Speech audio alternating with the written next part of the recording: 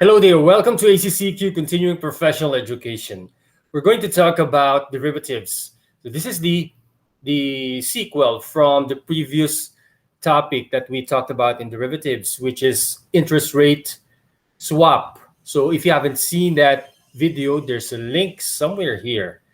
And this time we're going to talk about another form of derivative, which is forward and futures contracts. So ano ba ito? Gaano ba kahalaga to? Especially sa mga purchase transaction or even yung sa mga foreign exchange transaction. So we're going to talk about that in a while.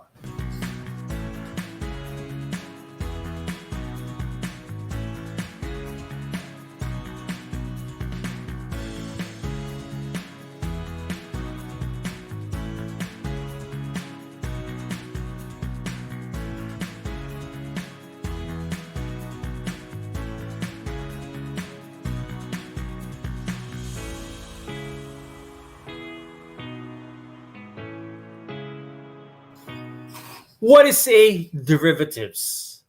So we had the thorough explanation of this one in the previous topic about derivatives on the salient features, particularly the one with the interest rate swap. So if you want to check it out, there's a link somewhere here. Now, this time we're going to talk about forward and futures contract. So, ano ba yung ibig sabihin nito? Ano ba yung significance nito in a transaction? Now, forward and futures contract, when we think of the word forward and futures, we think about yung panghinaharap in the future. We do this. We have this transaction that is to take place in the future. So, in order to understand even better the concept of forward and futures contract, so which is our objective is to understand the recognition of a forward contract as well as a future contracts. So first, we take the forward contract. Now, what is a forward contract? It says here, a forward contract is an agreement between two parties to exchange a specified amount of commodity, security, or foreign currency on a specified date in the future at a specified price or exchange rate. Now, just like what we have discussed in the other the previous video, which is the interest rate swap, this one, the forward contract, talks about yung transaction in the future. Okay, so ngayon sila nagkaroon ng agreement pero sa future magko-consummate or kumbaga magkakatapusan yung transaction. Now, as we know, yung especially sa foreign currency transaction, in a foreign currency transaction, there is this fluctuation of of course, the peso to a dollar. So sometimes it's 47, sometimes it's 48, then 50, then go back again to 47. No? So those are fluctuations, variabilities that is beyond the control of a company. So in order to hedge or to protect itself from the foreign currency loss, if the case may be, no? Because meron rin kasing foreign exchange gain, no? But syempre, to be more conservative, if it's, let's say, if foreign currency loss, so they enter into a forward contract or a future contract. So this also goes with yung mga transaction involving yung mga purchase of equipment, or let's say a purchase of an inventory in the future, which nagkakaroon ng variabilities between the market price during that date and yung spot rate ngayon, no? Simply stated, forward contract is a commitment to purchase or sell a specified commodity on a future date at the specified price. So we now take this illustration. Example, on January 1, 2020, meat company expects to purchase 50,000 kilos of tobacco. Yung mga tobacco, no? Sa mga farmers to, no? Mga agriculture. From a supplier on January 31, 2021 at the prevailing market price on such date. Let's read on. Recent market factors indicate that the market price of tobacco per kilo is within the vicinity of 150 pesos. So yung per kilo ng tobacco is naandun lang sa 150 pesos per kilo. So ito yung at least yung tolerable para doon sa company. To protect itself from the variability of the market price of tobacco, like we said, it's the variability, yung pabago-bagong presyo. Meat company entered into a forward contract with a speculator bank under the following terms. So let's read on. The market price is more than 150 pesos. The excess is paid by the bank to meat company. So, in the event na tumaas yung per kilo o yung market price nung tobacco, babayaran siya nung bangko, yung speculator bank na nakipag-deal si meat company for that excess amount. Letter B, if the market price is less than 150 pesos, the deficiency is paid by MIC to the bank. So, doon naman sa, in contrast naman, if the market price per kilo goes down, no, doon sa 150 na presyo nila, yung bang speculate nila 150, no, if it goes down 150, then si MIC magbabayad doon sa bangko. Okay, so the primary financial instrument is the highly probable forecast purchase of 50,000. So highly probable. So bibili siya talaga no ng 50,000 kilos, no? Okay. On January 31, 2021. So makikita natin dito, when you see here yung market price of tobacco per kilo. So on December 31, 2020, 170 pesos. And on this January 31, 2021, tumaas siya ng 5 piso yung market price per kilo. So 175. So as we're gonna see here, dito sa computation natin, yung market price on December 31, 2020, which is 50,000 kilos times 170 yung market price on December 31, 2020. So that would be 8,500,000. Now the underlying price, which is yung 50,000 kilos times 150, ito yung ini-expect nila no, na yung matotolerate nila na bayaran na 150 doon sa supplier. No? So just multiply that 150 pesos times 50,000 would give 7,500,000.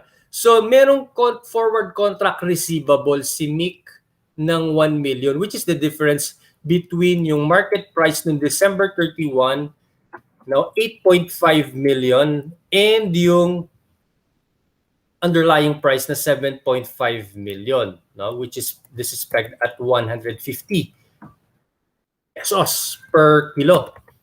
Okay, so yung marireceive nila na pera na 1 million doon sa speculator bank is 1 million.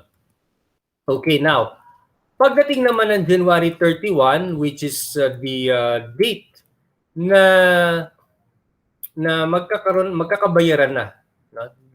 Because yan, so January 31, 2021. Yan. So ito yung yung date na mako-consummate na yung sale. So tumaas siya by 5 pesos, no? Okay, so siyempre kumita diyan yung yung supplier, no? By 5 pesos from 170 to 175. That's 8,750,000. So that's 50,000 times 175 pesos. And then yung underlying price is 50,000 times 150. Ito yung original price, yung 150. So this would be 7.5. So yung total forward contract receivable as of January 31, 2021 is 1,250,000. Ito na yung total, no? Okay, pero nag-recognize na tayo nung forward contract receivable nung end of the year, which is December 31. Okay? 2020. So this is supposed to be 2020, not 2021. Ayan. So, yan. Itignan ko lang kung nahalata mo yan. No? So, yan. So, yan. So, that's 1 million. So, kinuha natin yung difference nung dalawa.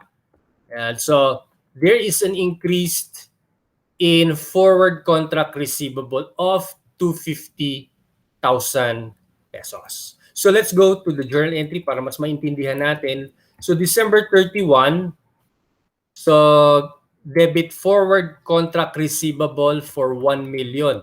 Ito yung tumaas yung market value, no, from 150 to 170. So yung increase nun, it's debited dun sa forward contract receivable kasi marireceive yan ni Mick. And unrealized gain dun sa forward contract, no? Okay. So yung unrealized gain on forward contract is credited.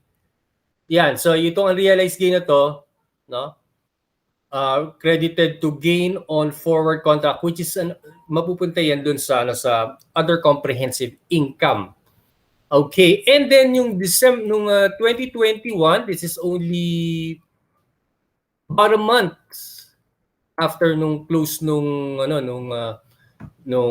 balance sheet. Okay, or end of the period. So January 31, merong increase na naman. Okay, kasi from 170 naging 175, no? Okay, so debit again to forward contract receivable for 250,000 and credit unrealized gain forward contract for 250,000. Okay, and then January 31, of course, the consummation of this one, yung total na marireceive ni Mick Company from the speculator bank.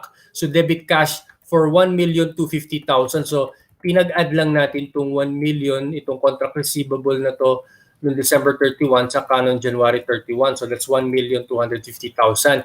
And i-credit niya na dun sa forward contract receivable. So tatanggalin na natin itong naka-debit na yan. No? So yan. So this is for 1,250,000.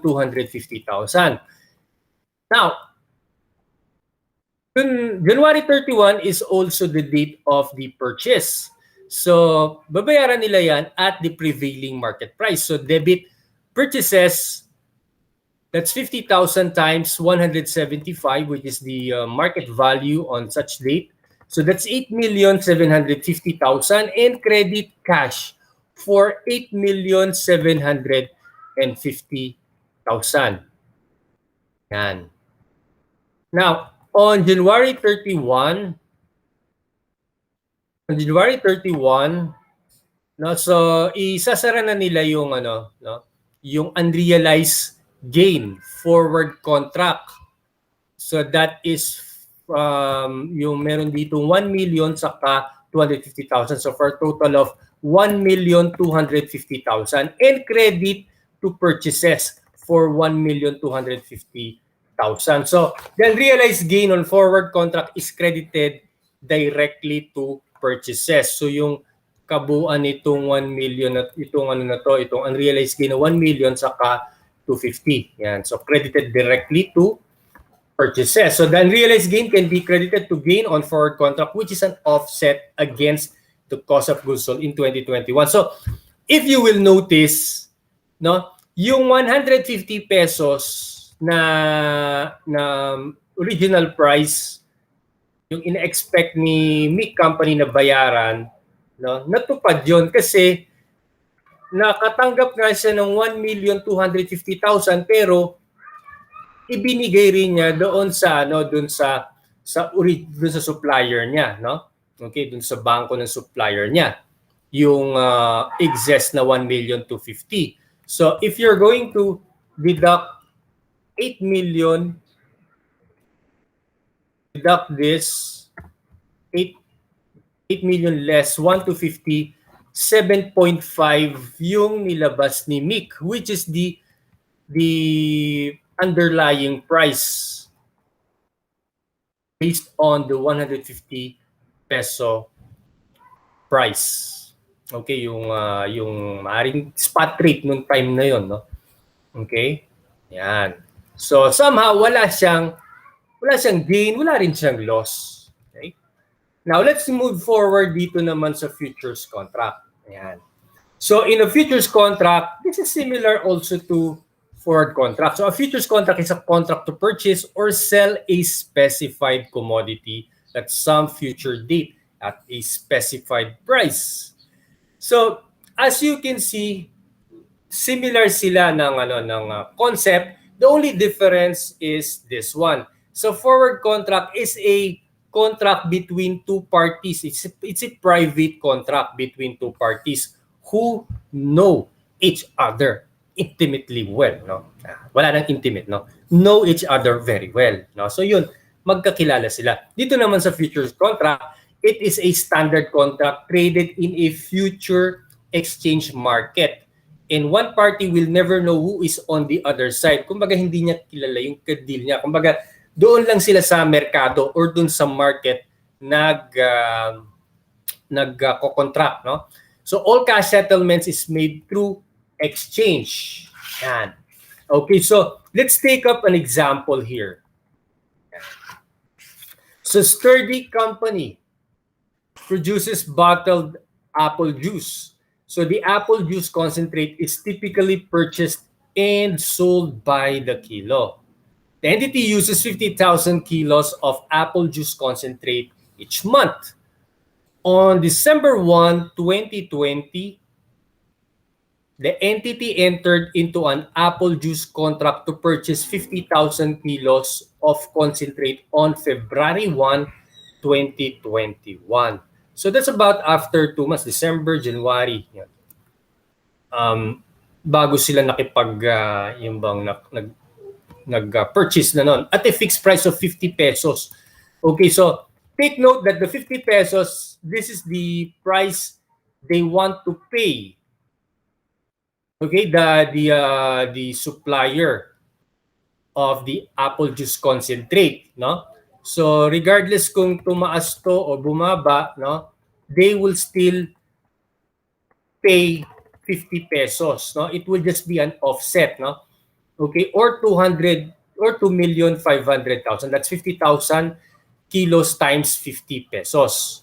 Okay, so they're expecting on February 1, 2021 that they're going to pay this much, 2,500,000 based on the 50 pesos per kilo. So the contract means that if the price of apple juice is more than 50 pesos on February 1, 2021, Sturdy Company will receive cash payment from another bank or from the speculator equal to the difference. Pagka naman raw mas mababa, if the price is less than 50 pesos, Sturdy Company will make cash settlement to the speculator for the difference. No? So the primary financial instrument is the highly probable forecast of 50,000 kilos of concentrate, apple juice concentrate on February 1, 2021. So let's take up some of the computation, some of the information from the transaction.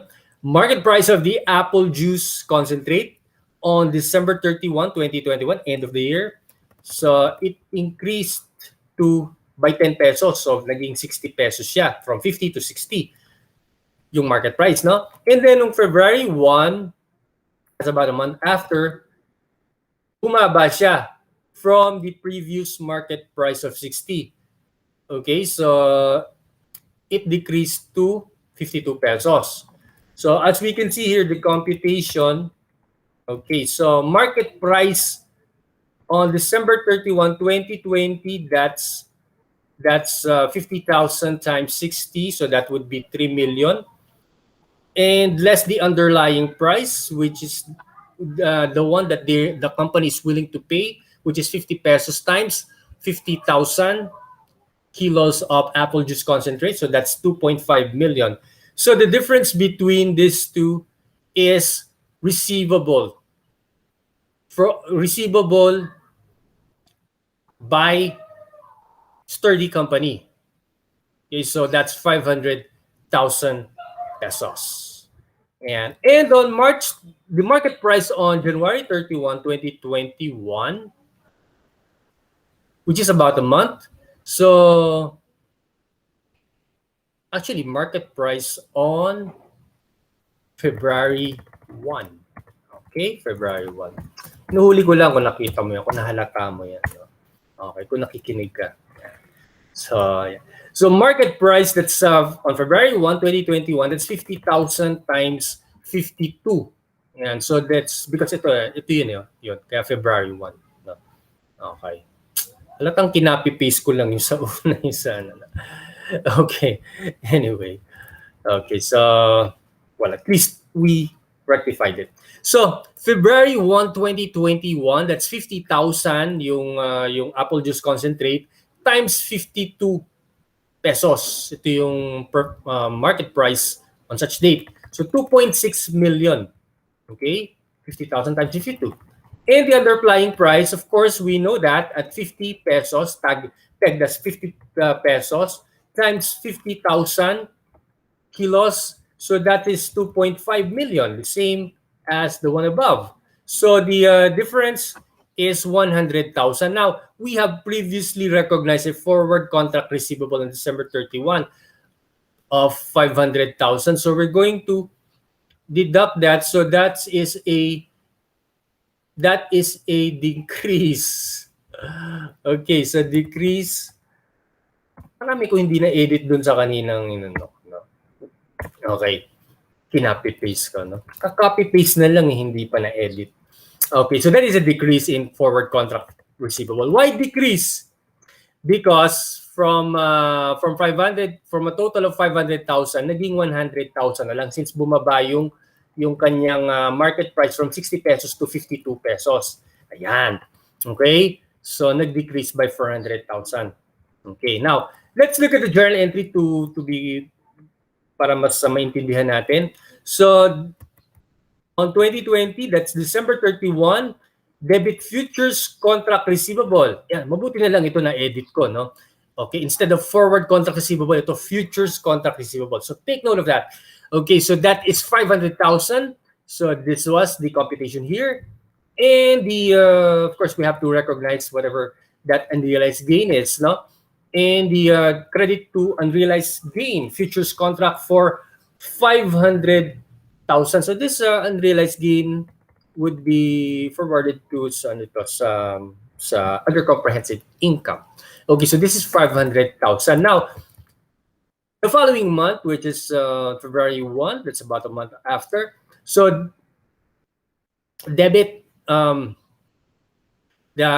the purchases for 2.6 million. That is 50,000 times 52. That's the prevailing market price on February 1. So that's 2.6 million. Ayan. So naglabas na si Sturdy Company for this much, no? Okay. Naalala mo, ang gusto lang niyang ilabas is, ang na-expect lang niya ilabas is 2.5 million. Ayun. Okay. But because of the increase in the market price, is able to shell out more than yung expected price of 2.5 or yung price na expect niyang bayaran. Okay, so that's 50,000 times 52, that's 2.6. However, rin natin, nagkaroon siya tayo ng because of the hedging, no? it protected itself from paying more than the price of 50 pesos. So let's take up muna yung yung unrealized gain, no? Okay, so debit unrealized gains of futures contract, ito yung bumaba, no? Because of the decrease in forward contract. So that's why we credit that for 400,000 and we debit that for 400,000 and credit futures contract receivable for 400,000. However, we received cash, yung the net for 100,000. Okay, so debit cash for 100,000. This is the cash that we received from the speculator bank, no? Which we will, ito lang yung parang naging conduit lang tayo, no? We just become conduit, no? Okay. Sabi kasi kailangan Englishin ko raw eh. I have a subscriber here who wants, who is not that much fluent in Tagalog, no? So medyo magiging stateside yung ating no. Okay, so please bear with my English. Okay, so we're just we become a conduit, no? What we receive from the speculator bank, the receivable of 100,000, we forward it to the supplier, no, of the apple juice concentrate. Okay, the 100,000. So it's just an offset, no? In for all intents and purposes, for all intents and purposes, what we have received and what we have only paid is limited to 2.5 million only. Okay, because we may have received 100,000, but we also gave that to the supplier, no? So that's why here, no? And so, yeah, debit purchases of 2.6 million and credit cash of 2.6 million. Yan. Okay? Because from 50 pesos, tumaas pa rin siya ng 2 pesos. Okay? So per kilo of apple juice concentrate. So merong excess tayo. We have an excess of 100,000 to be paid to that supplier. Okay?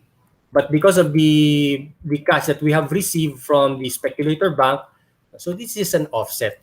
And credit lastly from, and so we have to close the purchases by debiting futures unrealized gain futures contract for 100,000 and credit purchases for 100,000. So for all intents and purposes, for all intents and purposes, no, yung purchases na yan, no, okay, yung purchases na yan, okay, na-offset lang yan. So, kung i-T account natin yan, if we're going to use T account, 2.6 debit for purchases less credit of 100,000. So, net purchases, 2.5 million. So, this is the amount that we are willing to pay.